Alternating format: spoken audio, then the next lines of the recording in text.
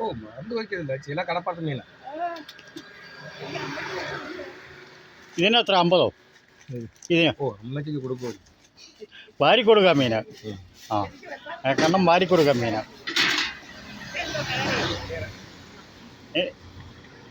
എനിക്കിത് 1/2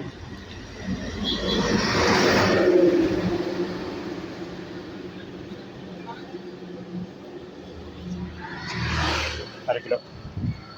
അങ്ങനെ കണ്ണം മീൻ വാരി കൊടുക്കുക. ഏറ്റവും വിലക്കുറവ് 50 രൂപയ്ക്ക് വരെ മീൻ കൊടുക്കും. 1 കിലോ 50 രൂപ. അങ്ങനെ കണ്ണൻ മീനെ വാരി കൊടുക്കുന്നു.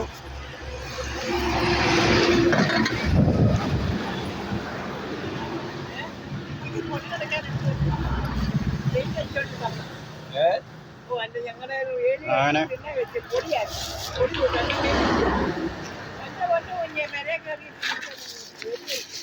കണ്ണ ഇതിനെത്ര 100 രൂപയാണോ? എത്ര? അങ്ങനെ കണ്ണൻ മീൻ വാരി കൊടുക്കുന്നു. കണ്ണം മീൻ വാരി കൊടുക്കുകയാണ്.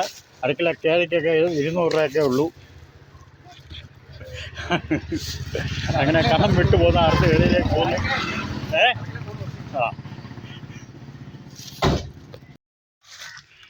അങ്ങനെ നമ്മുടെ രാജേന്ദ്രനെ ക്ഷീരകർഷകൻ ഒരു പശുവിനെ കൂടെ വാങ്ങിച്ചു. ആ പശുവാണ് ഈ നിൽക്കുന്നത്. ഒരാൾക്ക് പുള്ളിക്കാരന് ഒരു പശുവിനെ കൂടെ വാങ്ങിച്ചിരിക്കുകയാണ്. നല്ല സ്നേഹം ഇണങ്ങുന്ന പശുവാണിത്. അദ്ദേഹം വിൽക്കത്തൊന്നുമില്ല, അദ്ദേഹത്തിൻ്റെ ഒരു ഹോബിയാണ്. അദ്ദേഹത്തിൻ്റെ കണ്ടത് നിൽക്കുന്നു. അപ്പോൾ ഈ പശുവിനെ വളർത്തുന്നതിനെക്കുറിച്ച് തനിക്ക് വല്ലതും പറയാനുണ്ടോ? പശു വളർത്തൽ ഭയങ്കര ലാഭമെന്നൊക്കെ പറയുന്നത്. പുള്ളിക്കാരൻ 24 മണിക്കൂർ ഇതിൻ്റെ പുറകെയാണ്. 24 മണിക്കൂർ ആയാലും 16 മണിക്കൂർ ഇതിൻ്റെ പുറകെ ഉണ്ട്. പിന്നെ പോത്ത് എത്ര എണ്ണം ഉണ്ട്? പോത്തൊന്നേ ഉള്ളൂ, ഒരു പോത്ത്. പിന്നെ കിടാക്കൾ 5 എണ്ണം. പിന്നെ പശുക്കൾ ഇപ്പോൾ എത്ര എണ്ണം ഉണ്ട് നിലവിൽ? 6 എണ്ണം ഉണ്ട്. ഇപ്പോൾ 6 പശുക്കളുള്ള കർഷകനാണ്. പോത്ത് 2, പോത്ത് 1, കിടാക്കൾ 6. ഇതിൻ്റെ അകത്ത് 2 എണ്ണത്തിനെ കറക്കുന്നുണ്ട്. ഇതിൻ്റെ ആദായം കൊണ്ടാണ് പുള്ളിക്കാരൻ വീടെല്ലാം കഴിയുന്നത്, എല്ലാം ചെയ്യുന്നത്. ഇദ്ദേഹം ഭയങ്കര ഹോബിയാണ് ഈ പശുവിനെ വളർത്തുന്നതൊക്കെ പറഞ്ഞു കഴിഞ്ഞാൽ. ഇനിയും പോത്തിനെ 2 രൂപ വാങ്ങിക്കാനെ കൊണ്ടിരിക്കുകയാണ്. അപ്പോൾ ഇവിടെ എല്ലാം കണ്ടമാണ് കിടക്കുന്നത്. കണ്ടോ?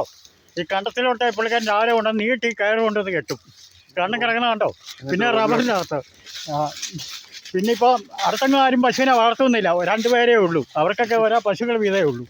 അതുകൊണ്ട് പുള്ളിക്കാരൻ രക്ഷപ്പെട്ടെന്നാണ് പറയുന്നത്. ഇപ്പം ഇതിനപ്പുറം എല്ലാം കണ്ടവാ. ഈ കണ്ടത്തിൽ കൊണ്ട് നീട്ടി ഒരു കെട്ട് കെട്ടും. പിന്നെ 3 മണിയാകുമ്പോൾ കറക്കാൻ കൊണ്ടുപോകും. പിന്നെ വൈകിട്ട് കൊണ്ടുവരും.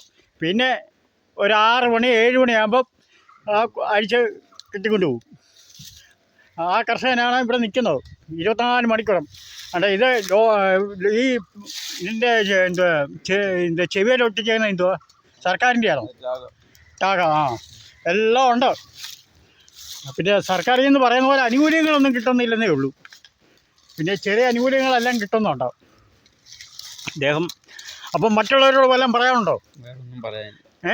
അപ്പം മറ്റുള്ളവരോട് ഒന്നും പറയാനില്ലെന്നാണ് പറയുന്നത്. അപ്പോൾ അവർ പശുവിനെ വളർത്തണമെന്നും എല്ലാം പറയുന്നുണ്ടോ? അവർക്ക് ആവശ്യമുണ്ട് വളർത്താം. അവർ പറയുന്നത് കഷ്ടപ്പെടാൻ മനസ്സുണ്ടെങ്കിൽ പശുവിനെ വളർത്തിയാൽ ലാഭമെന്നാണ് പറയുന്നത്. അല്ലേ? അതെ. പിന്നെ അതിൻ്റെ ചാണകപ്പൊടിക്ക് ഒരു കൊട്ടയ്ക്ക് പുള്ളിക്കാരന് 20 രൂപ വെച്ചാണ് കൊടുക്കുന്നത്. ചാണകപ്പൊടിക്ക് 20 രൂപ വെച്ച് കൊടുക്കും. അത് നല്ല രീതിയിൽ ഉണക്കിയാണ് കൊടുക്കുന്നത്. നല്ല രീതിയിൽ. ആടുണ്ടോ? ആടില്ല.